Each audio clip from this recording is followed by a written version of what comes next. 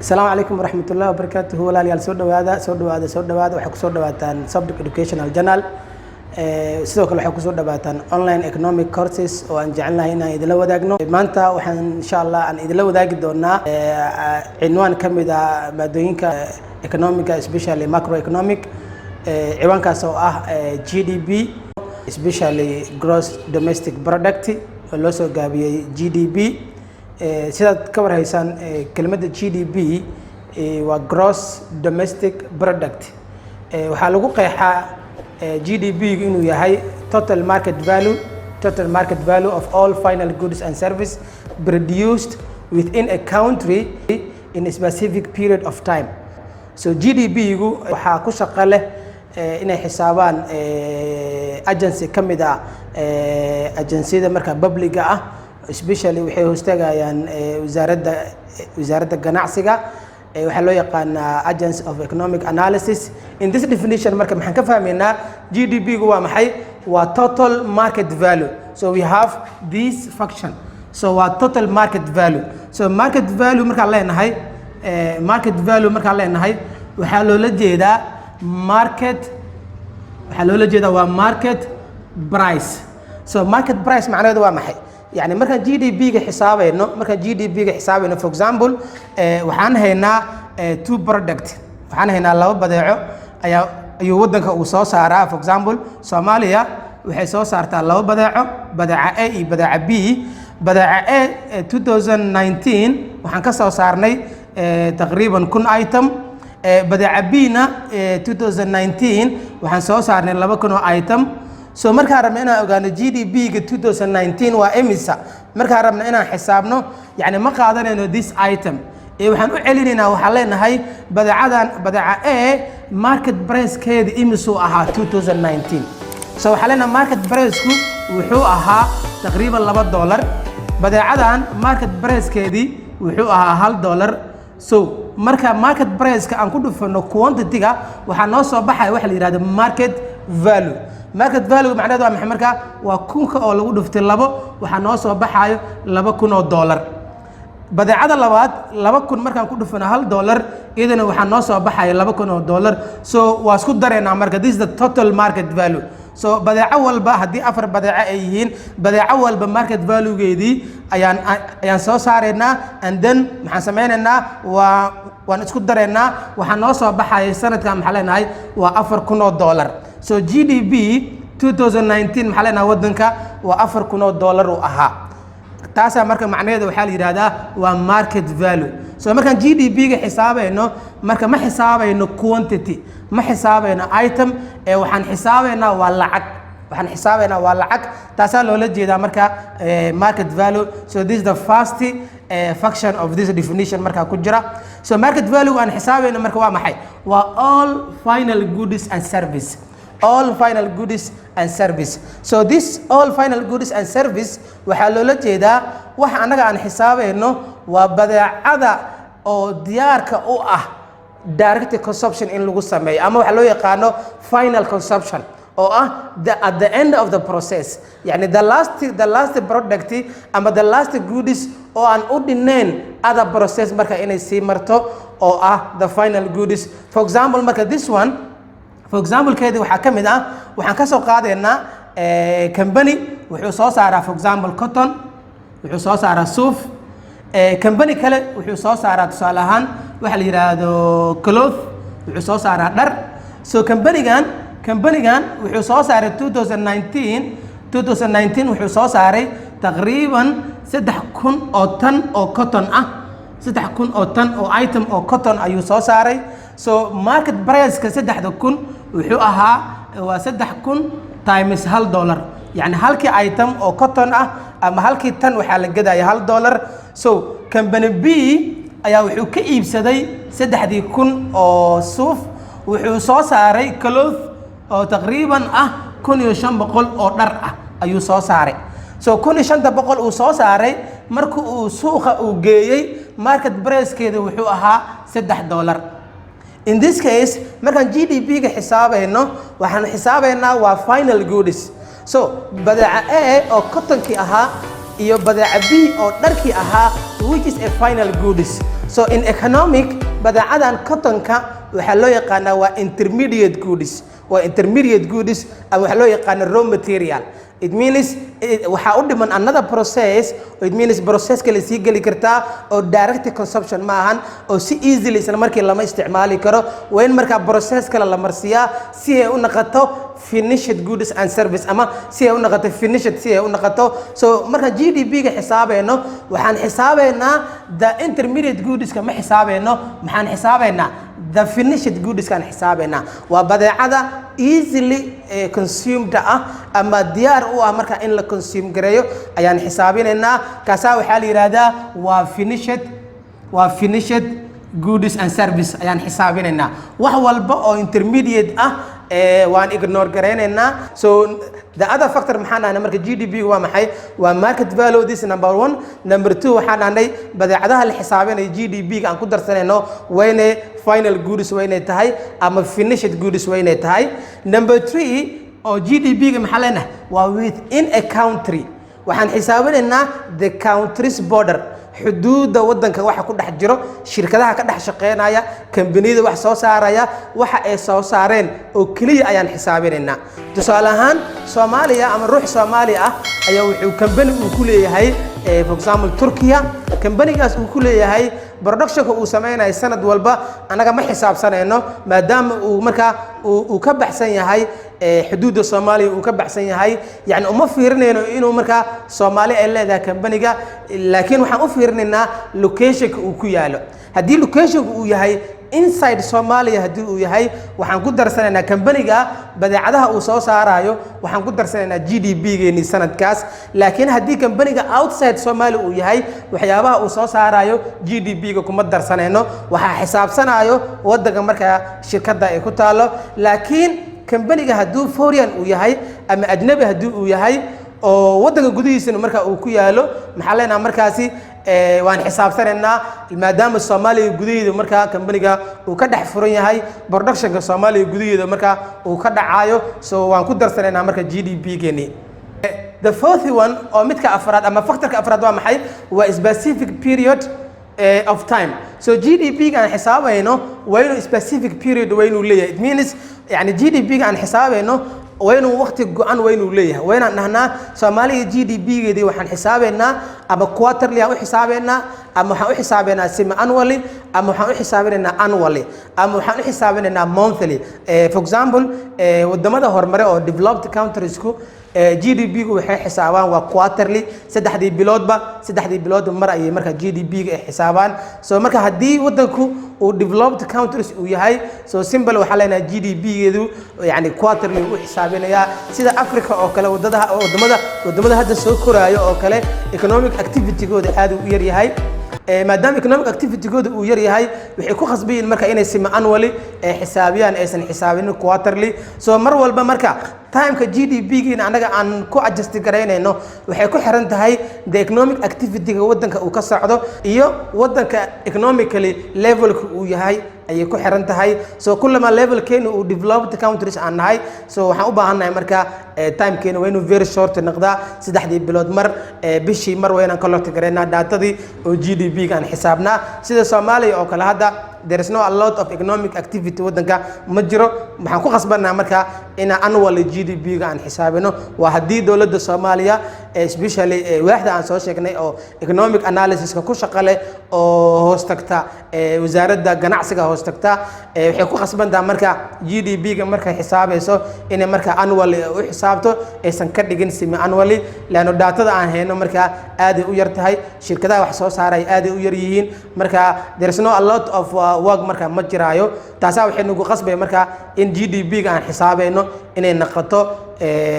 annually inay noqoto ayay marka ay suurtagelaysaa. that's why so GDP in this case afarta factor weyn laga helaa marka GDP la xisaabayo. waa inay market value weyn tahay ama market price ka wixii marka ay noo soo baxan xisaabeena balaas badeecada la xisaabayo waa inay finished goods weyn tahay and service. sidoo kale badeecada weyn lagu soo saaraa inside Soomaaliya waa inay tahay oo Soomaaliya gudihiisii haddii GDP-ga waddanka xisaabayo haddii uu yahay waddanka Turkiya inside Turkiya waxa markaa lagu soo saaray ayaa markaa GDP-ga aan ku darsanaynaa wax walba oo ka madax banaan ama ka baxsan Turkiya GDP-ga kuma darsanayno and also waa inay specific period waa inay tahay tan waxay noo fududeynaysaa markaa for comparison waxaan leenahay quarter-kaas iyo quarter-kana economic-geeni uu fiican yahay GDP-geeni wuu kobcay GDP-geeni hoos recession problema jira si aan markaa aan u sheegno inuu markaa recession problem uu jiro ama inuu markaa growth uu jiro si aan u kala socno waa in specific period of time waa inuu markaa ku adjust gareysan yahay oo markaa aan analyze gareyn karno economic-geeni kaasaa waxaa la yidhahdaa waa gross domestic product gross domestic product mostly waxaa la isticmaalaa three methods to count GDP saddexda methods marka la isticmaalo waxay kala yihiin waa expenditure approach income approach product or output approach saddexda approach ama saddexda hab ayaa GDP-ga lagu xisaabaa GDP-ga markaan xisaabinayno waxaan xisaabinaynaa waa domestical production markaan xisaabinayno marna waxaan ka xisaabinaynaa ama waxaan ka fiirinaynaa shirkadda badeecada ay soo saartay imisa ruux ama imisa side ayaa kharash ku bixiyay imisa expenditure ayaa dhacay marna waxaan ka fiirinaynaa shirkadda badeecada ay soo saartay imisa income ayuu abuuray so marka marna waxaan ka fiirinay income yani income created-ka marka dhacayo marna waxaan ka fiirinay expenditure-ka marka dhacay for example qofaa marka waxa u qaadatay inuu kuu shaqeeyo heshiisku wuxuu ahaa inaad siisid bishii $100 so markuu badeecada aad rabtay markuu kuu soo saaro bisha ay dhamaato waxaad siinaysaa 100 so 100ka aad bixisay marna wuxuu noqonayaa expenditure marna wuxuu noqonayaa income marka loo fiiriyo qofka shaqaalaha oo $100 uu qaatay waxay u noqonaysaa income يعني income asiga uu xaqiijiyay uu helay naqanay marka loo fiiriyo company-ga lacagta bixiyana waxay u noqonaysaa expenditure so mostly waxa la isticmaalaa qaacida accounting ah oo dhahaysa all expenditure is equal all income so expenditure-ka qofka uu sameeyay waxay la eg tahay all income-ka dadka ay markaa ay achieve gareeyeen ama ay heleen so labadan approach waa same way laakiin area marka laga fiirinayo marka GDP-ga la xisaabinayo ayay ku kala duwan yihiin mostly same answer ayaa markaa noo soo baxayo but this approach waxaa la yiraahdaa waa product approach ama output approach so this approach marka la isticmaalayo kama fiirinayno expenditure-ka kama fiirinayno income-ka waxaan ka fiirinaynaa badeecada output-ka la sameeyay badeecada la soo saaray ayaa waxaan ku dhufanaynaa market price-keedii يعني ماشي أنك استعمال لهن income ماشي أنك استعمال لهن expenditure مركان وحن فيرنا market price كا يعني market price كا أيام وحن كل فرنا product كا كمبرجة أنت item وصوص عاري كده وحن نوصل بحاجة GDP so this is the simplest approach مركان الاستعماله هذا أنا الله استعماله this approach أو product approach كا وحن كبل لابد دونا this approach اللي يقان expenditure approach كم مركان بحوليه هاي y is equal it means وحو استعمالها قاعدة y is equal يعني y ذو وحلو جدا و GDP يعني y نوال إرادة GDP نا أما gross domestic product so gross domestic product وحلو مدي هاي C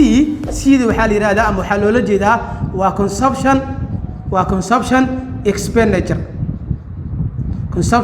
expenditure sometimes وحال إرادة و household expenditure يعني household expenditure وسمي سنة كان وإمسا سو كله بلاس محن كدرنا I وحالي هذا و investment expenditure أو شركته domestic أما domestical farms كي أنت expenditure اسمين سنة كان جديسة بلاس محن كدرنا وحالي هذا government expenditure دولة يدنا إمسا expenditure مركا أي سنة كان سميسة إمسا expenditure أي سنة كان سميسة بلاس وحن قدرنا واحد يرادو net export وحن قدرنا net export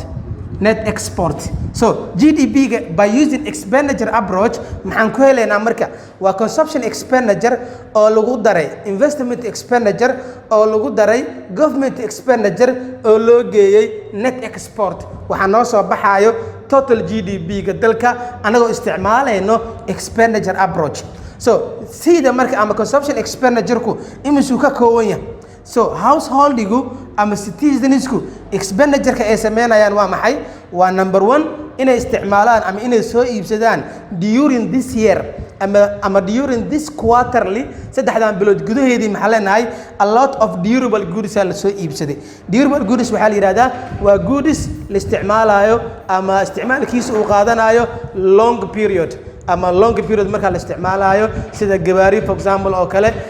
wax walba marka oo long period ah oo muddo marka fog la isticmaalayo ayaa waxaa la yiraahdaa durable goods la yiraahdaa. sidoo kale waxaan ku dareynaa wax walba oo non durable goods ah oo short term ah. It means يعني gestation period kiisa ama muddada la isticmaalayo ayaa muddo yar ah isla markii uu dhamaanaya ama uu isbedelaya. So non durable goods la yiraahdaa waxaa kamid ah raashinka imisa raashin ayay sanadkan isticmaaleen imisa oo dhar ayay soo iibsadeen wax walba oo short time period ah ayaan ku dareynaa oo householdigu marka uu sanadkan ama saddexdan bilood uu marka uu soo iibsaday. sidoo kale waxaan ku dareynaa wax walba oo service ah sanadkan ay isticmaaleen. service waxaa kamid ah education imisa ku bixiyeen caafimaad imisa ku bixiyeen transportation imisa ku bixiyeen communication imisa ku bixiyeen wax walba oo service ah marka ay isticmaaleen sanadkan waa imisa. So all the service ka marka ayaan isku dareynaa. So saddexdan oo isku daray marka waxa noo soo baxayo is equal C. So durable goods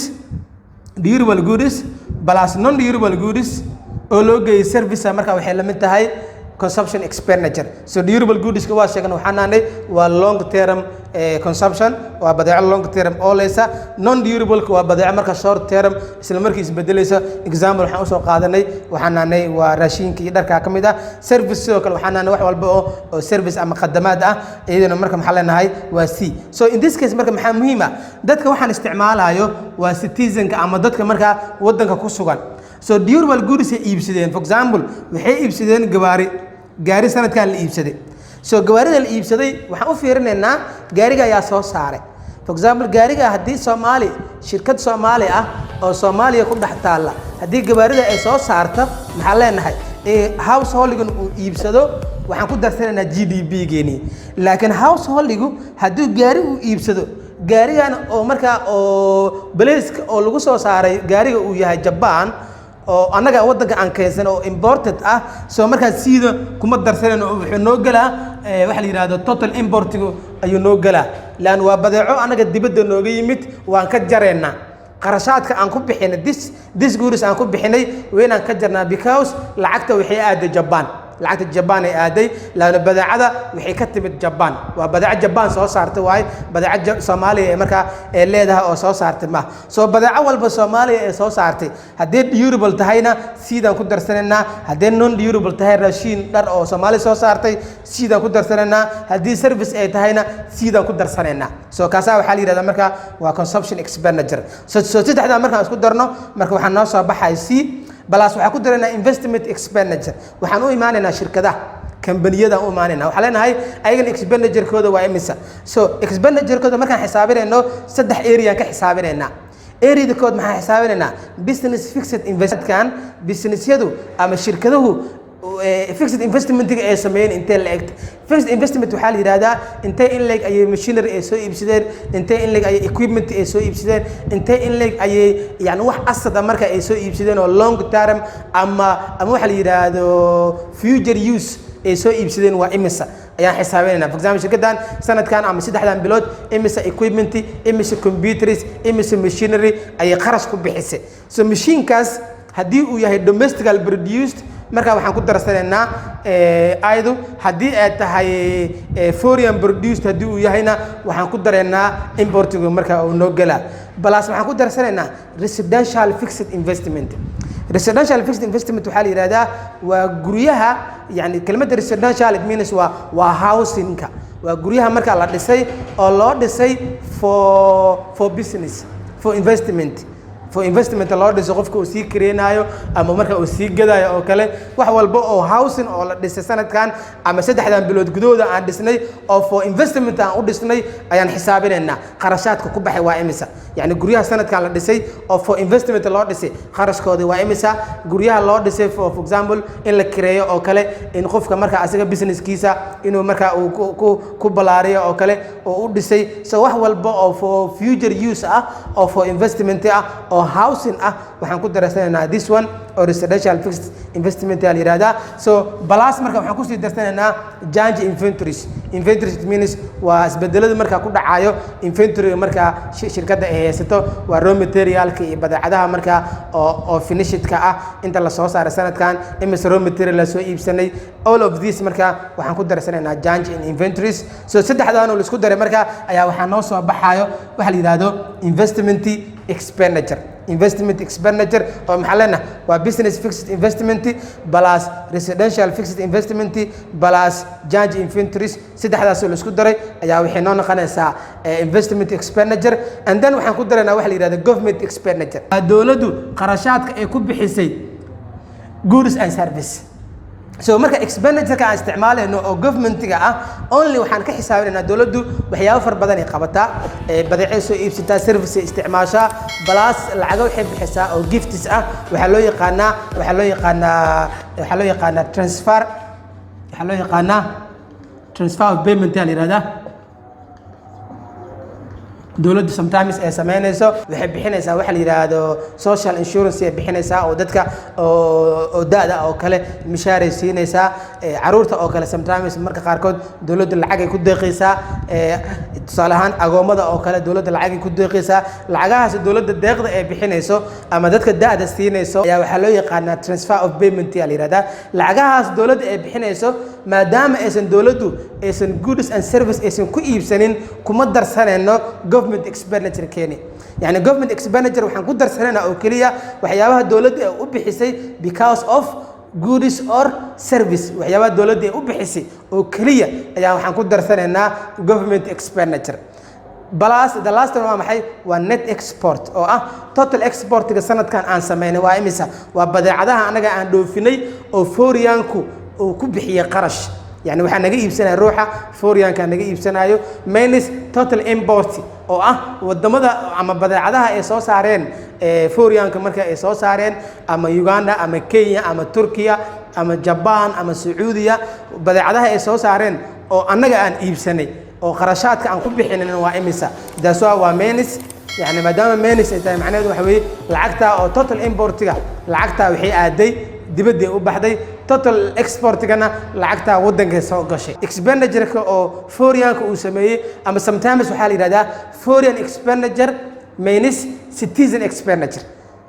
so marka waxa noo soo baxayo net export ya noo soo baxayo so in this case this approach marka isticmaalayno maxaa leenahay GDP-gu muxuu la mid yahay waa government expenditure oo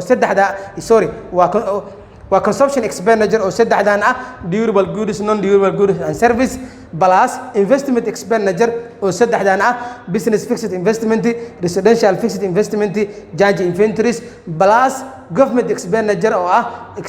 government expenses on goods and service plus waxaan ku dareynaa net exportiga oo la mid ah total exportiga oo laga jaray total importiga so GDP-ga markaan soo saareyno by using expenditure approach waxaan ku helaynaa marka waa consumption expenditure plus investment expenditure plus government expenditure plus net export so total export-ga marka aan xisaabinay waxaa noo soo baxaya marka GDP-ga dalka so shantan ama afartan oo la isku daray ayaa waxaa loo yaqaanaa marka waxaa la yiraahdaa waa yani waxaa la yiraahdaa aggregate expenditure waxaa la yiraahdaa waa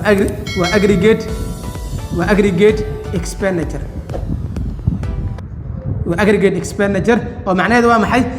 aggregate income ama aggregate ama GDP is equal aggregate expenditure yani marka la akhrinayo qaabkaas loo akhriyaa so GDP is equal aggregate expenditure so GDP-gu muxuu la mid yahay marka waa y la soo qaataa aggregate expenditure kana muxuu la mid yahay waa C plus I plus G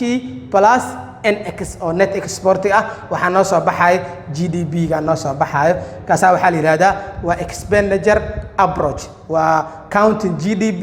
by using expenditure approach